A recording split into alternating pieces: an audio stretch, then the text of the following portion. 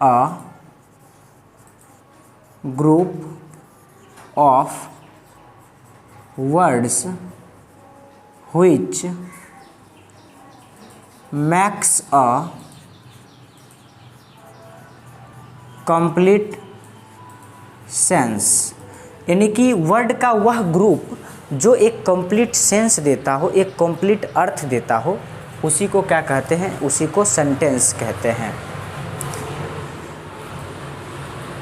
अब ये जो सेंटेंस हमारा है तो हम इसका हिंदी में डेफिनेशन कह सकते हैं या फिर डायरेक्ट आप कह सकते हो ग्रुप ऑफ वर्ड्स।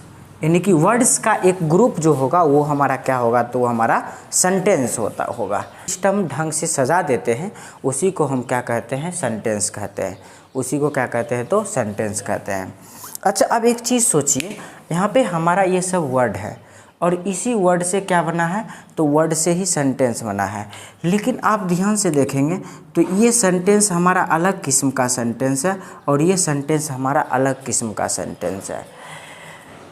तो ये दोनों सेंटेंस हमारा अलग किस्म का सेंटेंस है। तो यहाँ से एक पॉइंट बनता है क्लासिफिकेशंस ऑफ सेंटेंस। सेंटेंस के कितने प्रकार हैं?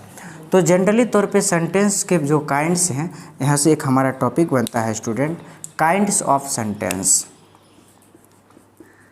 काइंड्स ऑफ सेंटेंस, सेंटेंस के प्रकार। तो स्टूडेंट सेंटेंस के प्रकार कितने हैं? तो सेंटेंस के टोटल 5 प्रकार होते हैं। कितने प्रकार होते हैं? 5 प्रकार होते हैं। 5 kinds of sentence. 5 kinds of sentence. 5 kinds of sentence. Sentence के कितने प्रकार होते हैं? तो सेंटेंस के जनरली तौर पे 5 प्रकार होते हैं। अगर हम उस 5 प्रकार के बारे में बात करें तो सबसे पहला जो प्रकार होता है हमारा वो होता है एसर्टिव सेंटेंस। Assertive sentence. दूसरा होता है इंट्रोगेटिव सेंटेंस, जिसको हम लोग प्रश्नवाचक वाक्य कहते हैं, प्रश्नवाचक सेंटेंस कहते हैं। तो दूसरा होता है हमारा इंटेरोगेटिव सेंटेंस होता है। इंट्रोगेटिव सेंटेंस होता है। तीसरा हमारा होता है, यहाँ पे अगर देखें तो तीसरा हमारा हो जाता है ऑप्टेटिव सेंटेंस। कौन सा हो जाता है? तो ऑप्टेटिव सेंटेंस हो जाता है। तीसरा हमारा होता है ऑप्टेटिव सेंटेंस।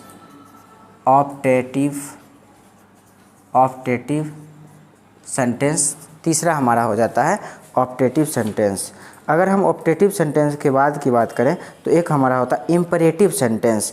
किसी को हम आज्ञा देते हैं तो उसे हम कहते हैं इम्परेटिव सेंटेंस कहते हैं। तो चौथा हमारा होता है इम्पेरेटिव सेंटेंस। और पांचवा हो जाता है हमारा एक्सक्लामेटरी सेंटेंस।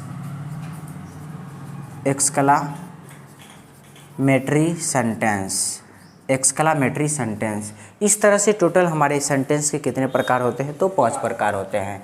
अगर हम एसर्टिव सेंटेंस की बात करें तो ये एक तरह से कथन होता है, इसलिए इसे कथनात्मक सेंटेंस भी कहते हैं।